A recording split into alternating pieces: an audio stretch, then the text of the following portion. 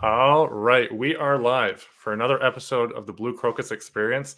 I'm joined today by Tim Brown of Hook Agency. Welcome, Tim. Hey, how's it going, everyone? Hey, what up, Lewis? Excited to chat today. So, Tim, just to give everyone a bit of a background, Tim and I connected. I don't know, it's been 3 or 4 months now. I think saw mutual agency friends sharing some of your content, and then jumped in, saw what you were all about, and got hooked into the hooked get it hooked into the meme barrage that you were running there for a couple months. And we'll talk a little bit about that because I actually reached out to a couple of people to see if they had questions for you, and that was one of the questions. So we'll dive into that a little bit. Yeah. But welcome aboard, Tim. Excited to have you. Thank you. And Appreciate you, brother. Absolutely. So maybe just give people a little bit of a background on who you are, and then I'd like to dive into a little bit of how you got started. So tell us a bit about where you are now, what you're doing, Yeah. and we'll roll through. And I see we've already got a comment here. Not sure who it is because it's probably inside the group that I shared it, and it for some reason doesn't show who it is. But appreciate everybody who's tuning in. And if you guys have questions for Tim, ask away, because basically he runs an agency focused on websites, SEO, Google Ads, all of that sort of thing. Yeah. And they do a really good job at it. So I'm going to be learning some stuff on here, and we're going to be bringing some content for anybody who's listening in, things that they can implement, you can implement as a listener. So yeah, Tim, the floor is yours. Give us a little bit of background. All right. Yeah. So what happened? What it's like now? I'll do the whole gambit here. So yeah, basically, I started as a web designer, and I worked for another agency who had no specialty, not to roast them or anything like that, but there's just no specialization. And I was also not specialized. I was doing development, design. I was a marketer. There's a lot going on. I was learning SEO at the time because it was an SEO agency, and I thanked them for that because I learned a ton. And then when I went out on my own full time in 2016, I started what up, Ben Long? I'm going to shout you out. So say what's up if you guys are in here, and throw some likes and some hearts and stuff on this video so we can get it seen, because it's all about getting seen. So right. 2016 went out on my own. As the couple of years progressed there, I started hiring people, and I had a coach that said, you got a niche, brother. And I said, okay. And I was scared. So then it took me a long time, but I did have 3 contractors pretty quickly that I liked. I had an asphalt company, I had a roofer, and I had a remodeler. And since we've really gotten into roofing, so we have a lot of roofers. I don't know. I really like roofers, I guess. I just you get those first couple clients you don't know. And then you start to like a few people, and you're like, maybe you guys are the ideal client. So since then, now. And then you're like, hey, I can take this to the same people in the same niche, right? Yeah, exactly. Because you kind of figured out, what to do there. So, and now we have, we're just getting to 20 people, 5.5 years later. It's very specialized. So we have a lot of roofers, probably 70-80% roofers. We all of our processes. I'm hiring people, if they worked in roofing or something, they're way more attractive of an employee to me, because it's just context. It's really having context. And I think hiring an agency that has context, so you don't have to say the basic stuff. You could spend an hour just saying the dynamic between this and that in your industry. But if you have somebody that's been there, that's talked to all these other companies like yours, and then plus they can cross-pollinate ideas. You know what I mean? So to me, choosing a specialized agency, somebody that has tight set of services, but then also has a tight set of people that they do them for, is really valuable. And yeah, so I'm just learning how to be a leader. I'm learning how to make memes. As Lewis mentioned, I put out a meme a day for 2 or 3 months there, and it was too much. So I've slowed down a little bit. I put a couple out a week. We need more memes, Tim.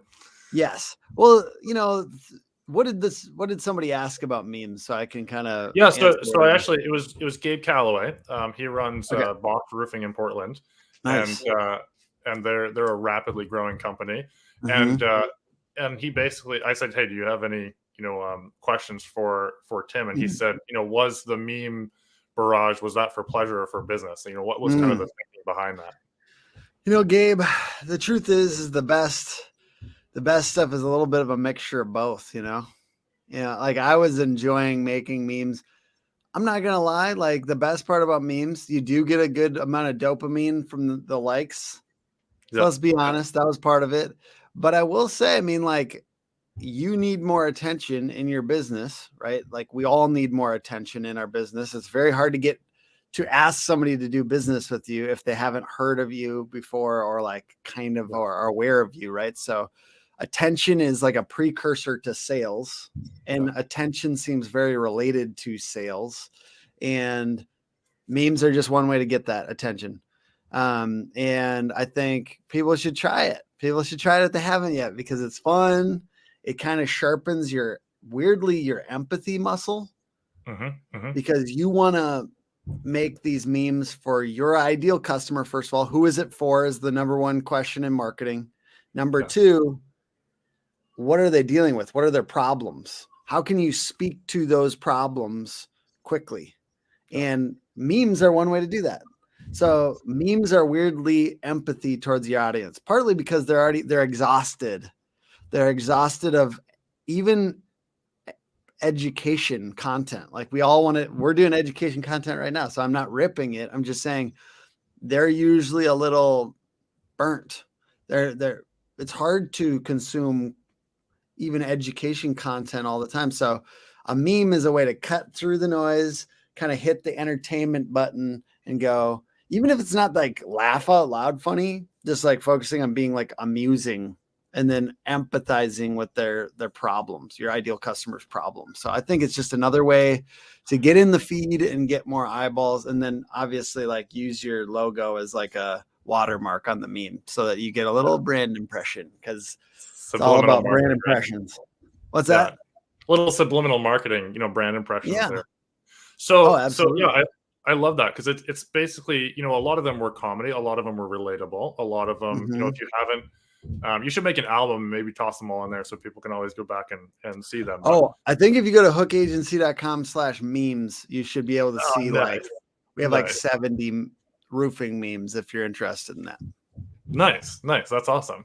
I'll put that in the show notes.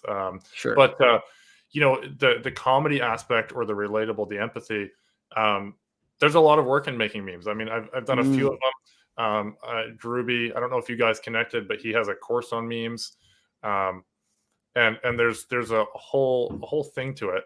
But I'm curious why you slowed down, because I listened to a couple podcasts you were on. I've been following your content and enjoying the memes. I even went to your page a couple times just to catch up on the memes, because they weren't showing up on my feed again. And I imagine a lot of people were doing that. So why did you slow down? Like, I know it's a lot of work to do it, but it's just too much. It's just too much time. If I could, and plus it's like, I know when they're funny and when they're not. And like, I knew I was losing the edge a little bit. So I was just like, I cut it down in quantity, because I'd rather have like an occasional good one than like fall off hard as far as like, you know what I mean? Like, so I'm just like making sure I still only post the good ones. I still make probably like 3 for every one I post. Yeah. So I have a bunch that I've never posted in my, and I think that's a good principle in general. Like, I also have a note on my phone where I just make posts for Facebook, but I just don't post them all. I'll post 1 out of 2. So I think like you'll come back and see if it makes sense still.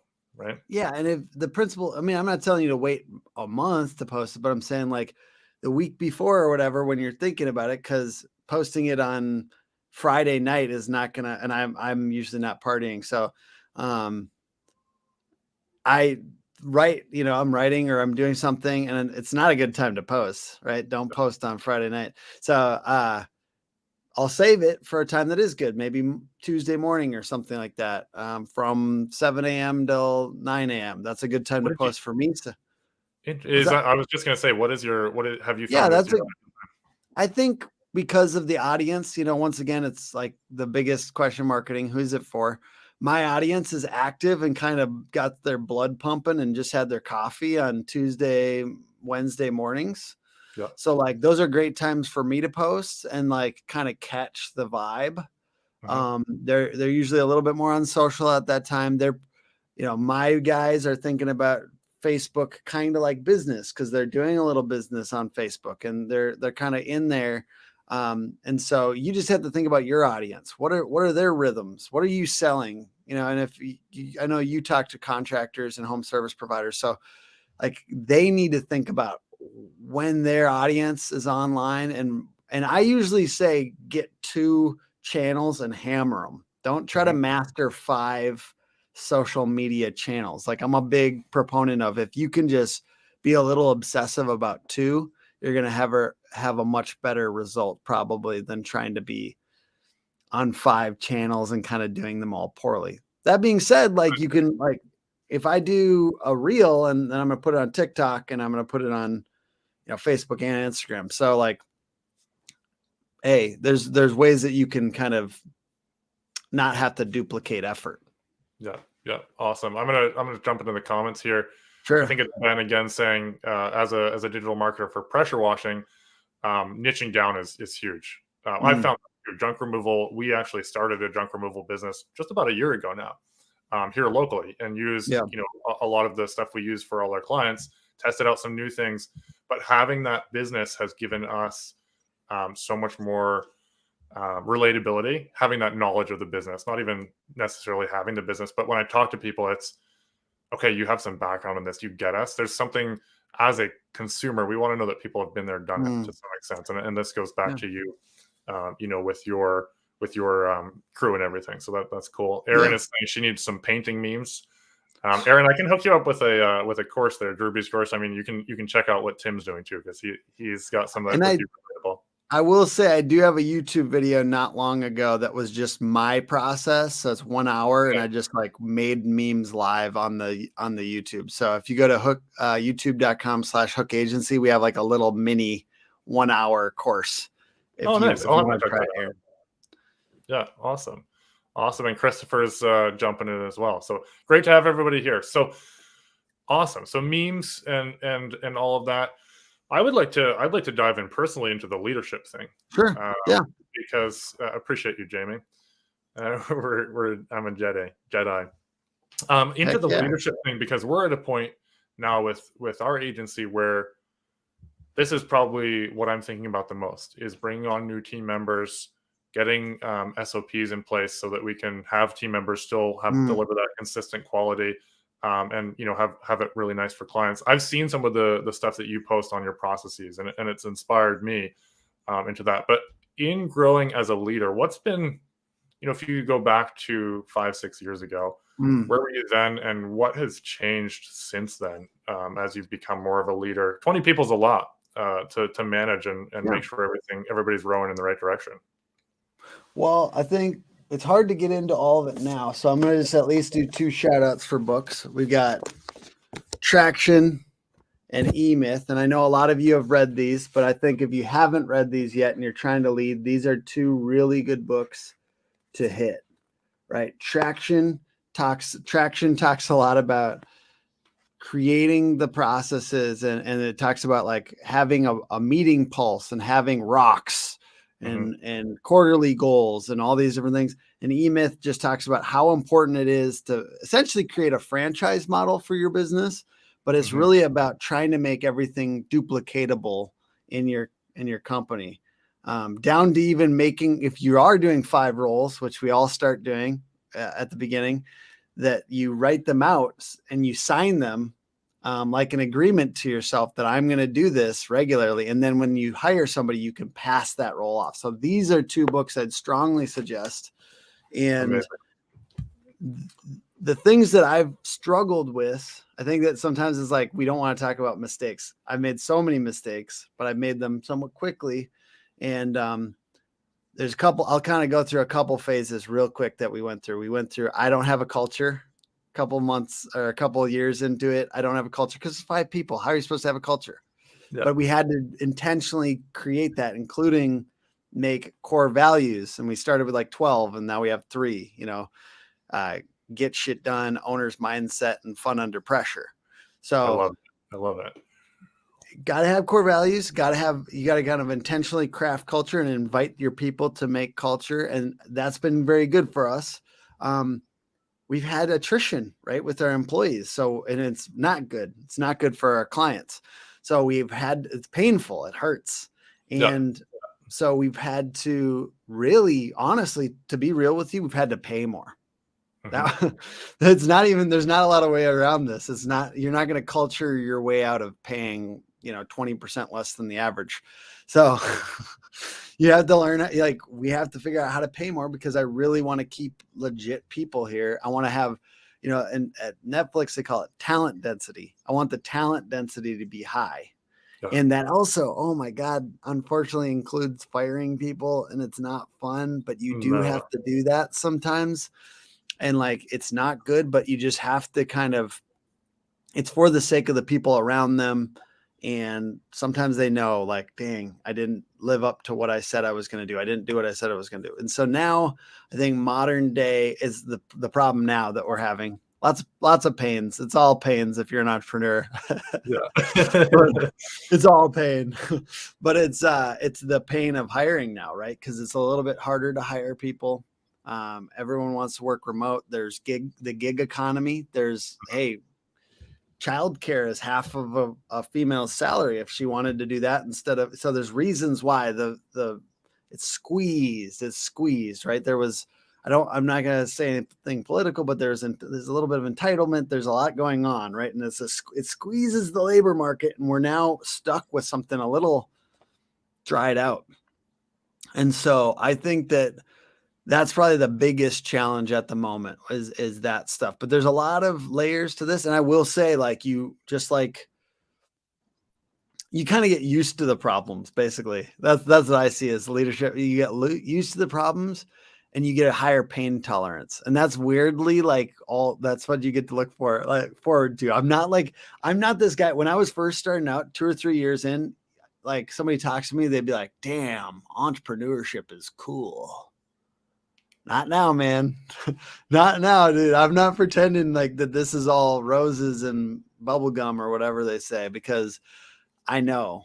And I think all as I can say is, if you're early entrepreneur, what you can look forward to is a higher pain tolerance. And it does help a lot. And you will get stronger as long as you keep, seeking discomfort. And I got Cardone behind me, and he always talks about, you want new problems. You don't want those same old problems that you had before. Because if you have the same ones, that's really boring and it still hurts. You're just going around in a circle at that point, right? Yeah. And last little tiny bit on this is just like, it's going to be uncomfortable no matter what. It's going to be uncomfortable if you stand still, or if it's going to be uncomfortable if you try to grow, fast.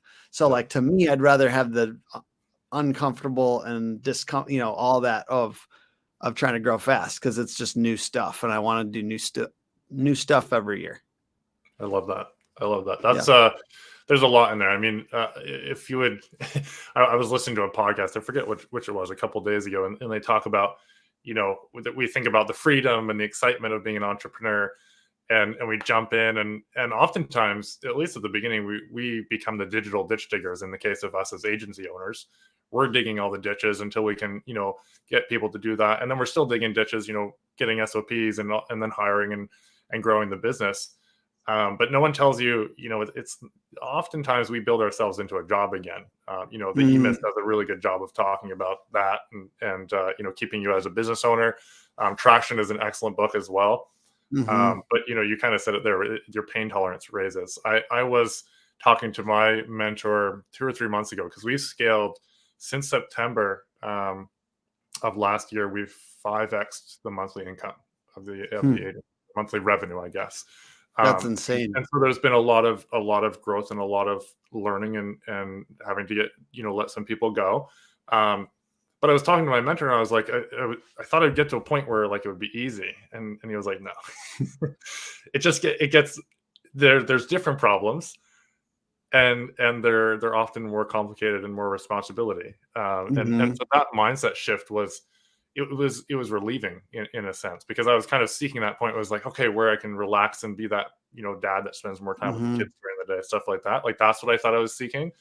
And it just wasn't coming. I was like, man, like bashing my head against the wall, looking for that plateau where I could kind of poke my head above the clouds. But it's just raising your pain tolerance. So I love that. Appreciate everyone tuning in. Chris Scoville hopped in. What up, Chris? You pop out there. I always love your Service intro. Finance and Blue Pages Pro. What up, brother? That's right. Yeah, brilliant live videos too. It keeps you engaged on them. Al Levi, appreciate you jumping in as well. We got Al Levi on this. Jeez, bro. We got a baller on this, dude. I mean, Chris Scoville too, but dang, dude, Al Levi. I was reading his book just last month, dude. That's crazy. I love it. I have yet to chat with Al. Al, we'll have to get you on the podcast. The 7 Power Contractor, by the way, is the name of the book, and you guys should check it out. This guy is a badass. I'm writing that down. I've been following Al for a bit. Was introduced to him through Tommy Mello, and his content. Appreciate you jumping on, Al. I love it. Chris is jumping in, excited here to see Al as well. That's cool. Awesome. So a little bit about the business. So I love that. I appreciate getting to know, seeing behind the scenes, and I love that you talk about the pain, because we can all talk about growth and stuff, but I said the revenue thing there, but it's been the most intense months since September. I bet it. I bet it has. Right? You hit, whenever you hit those, like, whoo, it's not all, like you've been seeking it, but it's not all perfect, man. We had a roofer who hit 1,200 leads in 2 weeks one time because of a storm. And he wasn't, math on that one. He wasn't happy. He wasn't as happy with me as I thought he'd be. You know what I mean? Like, because we were part of that. I'm not saying that we were the only part of that, but we were a pretty big part of that. And it's just, it hurts. I don't know why I'm talking about pain so much, but I like it. I think more people should talk about pain. That much business at once. Anytime you 5X or anytime you get 1,200 leads in 2 weeks, it is terribly difficult, and you will grow, and you might even drop some eggs. And I think it's worth it. I always say, it's like carrying laundry to your room from the laundry room. It's like you can drop a couple socks. It's okay. You can't, if you had it all perfect, you're probably not trying hard enough, Yeah. Just for context, 1,200 in 14 days is 85 leads a day, guys. Yeah. That's a pretty robust system to handle that all. No, absolutely. And I'm seriously, they weren't even that happy with me. You think about that as being the ideal scenario. Because you just see money leaving the door. When a lead comes in, there's some sense of ownership, or there should be as a business owner. And if you can't get to it, it gnaws at you, because it's like, that's potential $10,000, $20,000, $30,000 job that just, you can't, the sock, right? $20,000 sock that you just it's hard to predict that. So awesome. Appreciate you jumping in, Chris. So let's dive into some of the things. Let's because you bring a lot of knowledge, and I've listened to some of your podcasts on the website stuff. You bring a lot of knowledge, because you guys have really been fine tuning your website messaging. I see you've been you've got fans now that are ripping you off around the world. That's all fun and good. Thanks for that. Yeah, it's funny. Like, are we doing anything insanely innovative? I don't know. I mean, what I do know is we've got our 5-step winning website formula, and I probably am gonna have to reference it here, and I'll share it real quick. Winning website formula. I think you can share your screen. Yeah, I might just do that then. I think you can. Yeah. Let me try this. Share. I'll show you guys. If you're listening on the podcast, you can pop over to YouTube and I'll talk through it live too. Yeah. So I'll kind of dictate what's going on.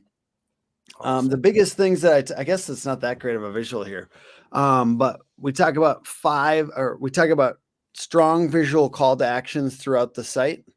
So we've got this big old button. We also have at the end of every page, there's always some kind of either form or big call to action. talk about testimonials and other trust factors. Most people on your website don't know you. And I think that that's a big switch for a lot of contractors because they lived off of word of mouth. So they don't think they have to earn trust on their website, but now they do because they have people coming to the website that aren't, that didn't know them. And then 3, emotionally persuasive images and headlines. We say, make your ideal customer the hero and help them imagine themselves working with you. So what is that moment? If you had a picture of that moment when your homeowner is enjoying the emotional benefit of your product or your services, can you take that picture? Can you find a picture like that? Can you get somebody smiling that's experiencing that emotional benefit? Number 4, an emphasis on search engine optimization throughout the process. So that's really about creating the right buckets of content, because Google needs to know what this website is about. And if you create different service pages and different location pages, that's huge. So we build that into our website process, and you should essentially have those pages on your website. And then 5, really clear differentiating features. What can your competitors not say? So I think that what can competitors not say is hard, because I think a lot of contractors just say it's customer service, or they say better products. But it's based on Mike Michalowicz's book, Get Different. He talks about how people cannot hear better. We cannot hear the word better or the best, because it just sounds like marketing speak to us. But what if I told you that I was the least pushy marketing guy that you'd talk to? Or what if I told you that we're going to be the most consistent SEO company that you've ever had, most consistent? So you can hear most consistent, you can hear least pushy, but you can't hear best, because it just sounds like BS. You've got to quantify it somehow. I like that. What's that? You've got to quantify it in relatable terms. Yeah, exactly. So if you can find a way to say it a little bit different rather than better, because literally all your competitors are saying better. And it's finding that little bit that's like kind of weird, because you kind of got to make it stick out. You know what I mean? It can't be the same old stuff. And that's hard. That's a hard part about marketing, but that's why this is a craft. That's why there's professionals.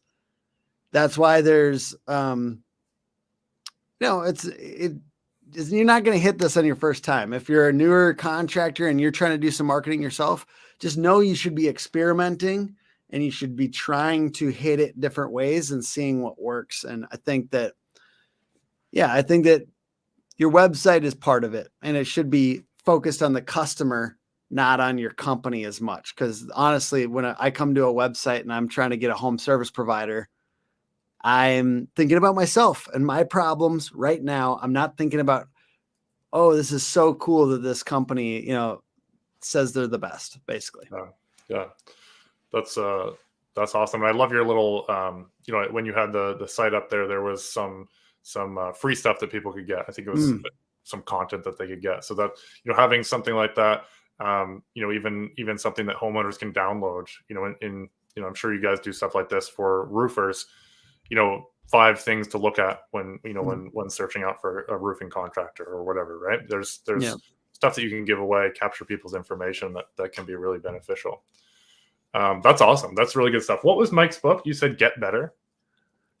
Get Different. Get Different. Get Different. Better being the word that we don't want to use. Yeah. Mike Michalowicz is the guy who wrote Profit First. And he has some other really good books, but the most recent one is on marketing, and it's just called Get Different. Nice. Mike, anybody who hasn't read Profit First should. It is, it's very good. I've put Get Different on my list. That's what I was writing down there. So that's some really good tips. What do you do for your clients when it comes to content creation? This is something that, we're programmed to think about that. You guys do a great job at your content creation as an agency. But what do you do to help clients, when they're in the field, to think about these things, to think about things that is normal to them, but would stand out to a customer? Yeah, I think, to be honest with you, I don't really want, our clients actually don't have to think about it very much because we're just handling it for them. Nice. I think when we do, like, let's say a kickoff or our monthly meetings, I think it's about asking good questions. Like, what are Mhm, you seeing? What's most lucrative for you right now? mhm, What are the problems that your customers are having? mhm. I think if I was consulting, because we're not really a consulting marketing agency, we're a get shit done agency. Yeah. So, like, honestly, I'm not sitting there kind of trying to equip our contractors like with this information. I'm trying to take this stuff off their plate. Yeah. And but what we do we ask good questions in the kickoff. We ask who are their ideal customers and how did they find them?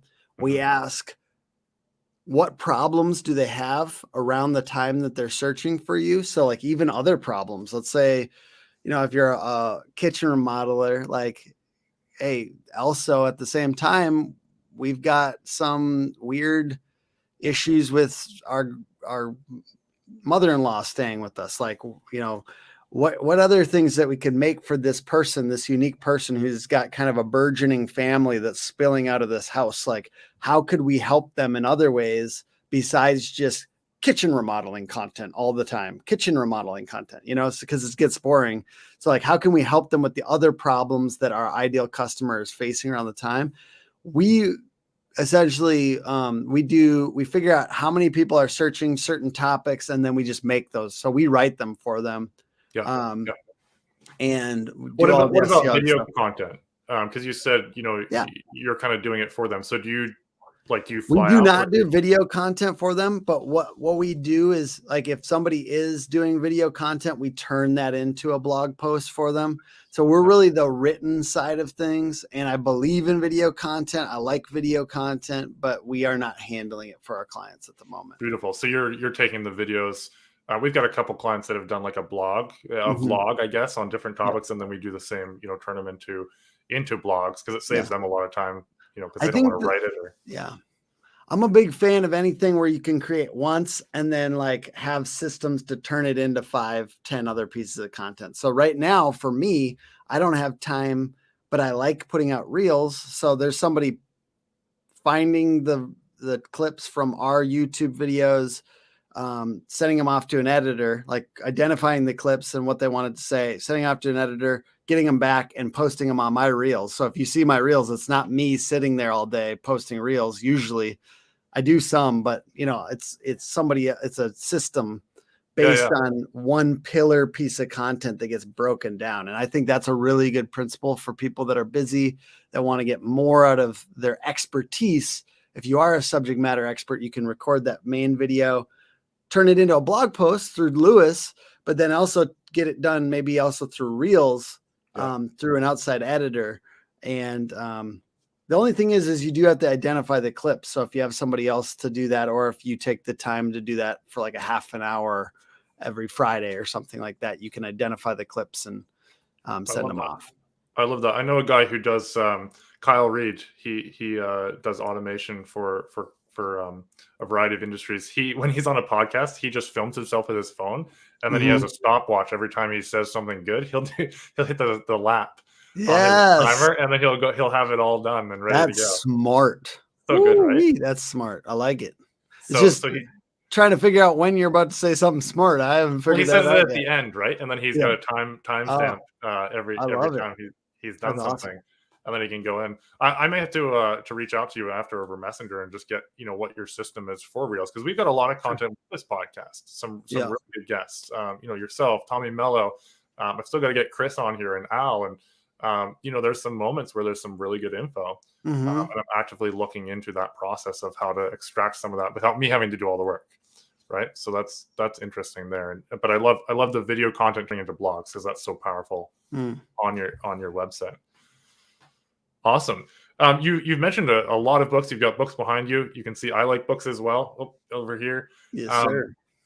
were you always a reader, or was it kind of forced upon you because you knew you had to expand your brain? Yeah, I think when I was supposed to read books, I didn't want to at all in high school and whatever. when I got out of high school, and I did have a couple books in high school that I really liked, like Brave New World and some of those like kind of psychedelic books. Yeah. But I read a ton of stuff about psychology and philosophy. I was trying to figure out the secret to the universe. It's 42, by the way. So I did get really into crazy stuff. Like I read like there's a lot of like thick books like War and Peace meta stuff. Yeah. Dostoevsky and like Crime and Punishment, the Brothers Karamazov, like all the like what's that one where the guy seeks revenge and he gets it and it's super cool? The Count of Monte Cristo. Oh my God, that's a good book. That is a so good book. I read all that stuff because I was actually an overnight valet. So I literally was like at 8 hours where nothing happened almost. And so I was basically paid to read books. So I read a ton of books. And then now I probably wouldn't touch those books. So I'm glad I had a period like up till 24, 25, 26 where I like read a ton. And then I've gotten very into just business books now, business and marketing. But I don't know, I got the appetite from the fun stuff and then I carried it into now. And I'm just kind of like used to reading, and I probably read maybe like one book every couple weeks or listen to it on Audible. Yeah. So I don't know. I just started, with the fun stuff. There's so many good books. So now I'm subscribed to Tim Ferriss's just in time knowledge, not just in case knowledge. Yeah. Because I think I was psychology, philosophy, the occult, rock star books, like all this classic literature. And I was kind of like, I'll crew this and then maybe I'll use it one day. And now I really focus on like, what do I need this next week? I need leadership. I need to know how to lead. This is scary. So I like read a book about leadership, and then like I can use at least one little piece of that this next week. So I don't have all this extra nonsense rattling around in my head all the time, which can be distracting if you think, you're thinking about philosophy in the middle of a workday. Like I'm happy to think about philosophy by the fire on the weekend, but I don't necessarily have the time all the time. I love that. That's funny. What would your, just off the top of your head, top 3 business books? Ooh, I think I gave them to you, to be real with you. I think it's Traction, E-Myth, and I didn't give you this one, but the 10X rule, which is behind me. I think those would be my top 3. Yeah. It's a good trifecta. The 10X rule, works right into your core values there. I like it. Yes, absolutely. Awesome. Well, Tim, this has been an absolute blast. This has been really fun, kind of cool to peek behind the curtains of the meme man. Keep those coming, because I think, you can see I've referenced it multiple times, but there was something that I latched onto with that. And I think there's a lot, and this can apply to anybody who's listening, do something that makes you unique. Everyone has an X factor. Yours that really got my attention was the memes. Yes. And then I started following you and doing that. So what would you say for contractors, like as some final parting thoughts here? That's a very broad thing, but there may be something rattling in your head around hiring, firing, marketing, anything. It could be a pitch on your stuff. We'll get you, a platform here at the end to list off how people can connect. Sure. Yeah, I think I do think it's try to work to the top of your pay grade and try to help your people work to the top of their pay grade. So meaning don't simmer in the little detail stuff. If you've got people for that little detail stuff, try to push into the uncomfortable, difficult parts of leadership and sales and systems and strategic work. And I think as you kind of push into that discomfort, but that more important stuff that's at the top of your pay grade, it's going to have a much better result, and you kind of get in the habit of that. So, and I know a lot of people are already in that mindset, so this might just be a reminder. That's so good. That hit me a little bit differently when you said that, because it's something I'm actively working through, right? Offboarding the things that, I do well, but don't need to do, that someone else can do as well or better than me. And so that's kind of a thinker. I love that. So where can people find you? And, I know you work specifically with roofers. You said HVAC and plumbing you're moving into as well. Yeah, and I mean that's a little bit more of the next couple of years. We have a couple plumbers, we have a couple HVAC electrician type clients. So, Yeah. but yeah, we are at hookagency.com and Hook Agency all over social, and we'd be happy to connect with you. We do like kind of an intro call if it's ever appropriate, and yeah, we do search engine optimization, paid ads, and beautiful websites for contractors. So, and I know you do some of that stuff too. So, we want to continue to collaborate with you. And I'm of this mindset that there is a lot of contractors that need help.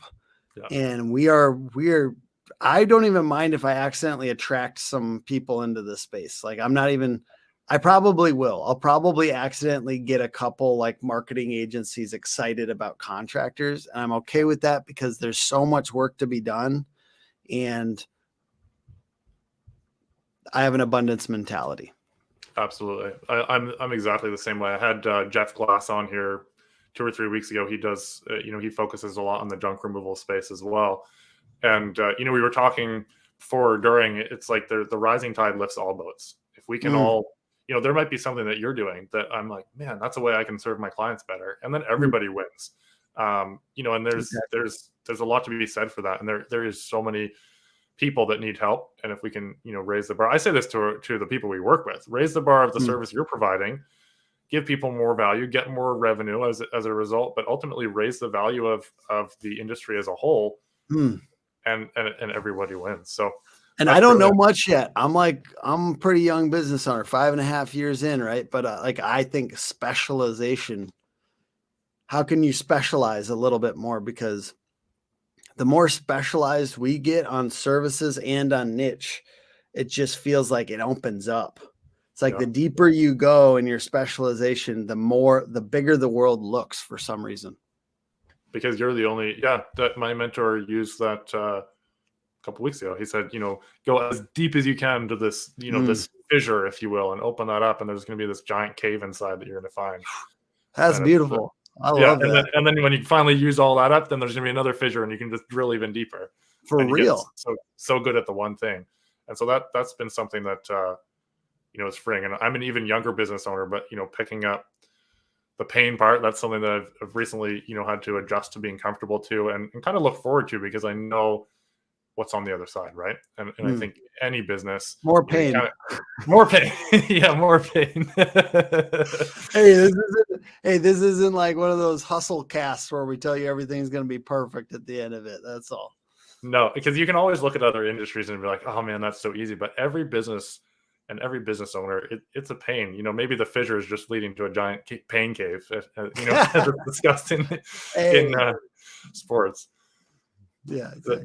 That's what it's about. I think we're going to title this podcast Entering the Pain Cave with Tim Brown. Yes, I love it. Let's do it.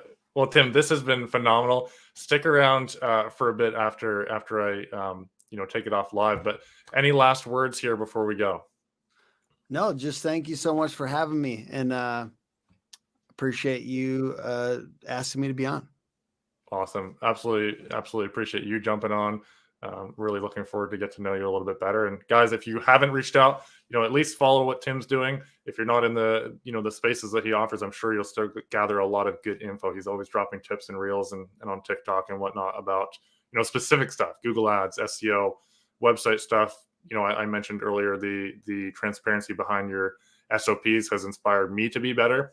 So there's going to be something that you learn. So Tim, massively appreciate it. Everyone who tuned in on Facebook and the other platforms, I appreciate you guys, and we will catch you next time. Thanks, everyone.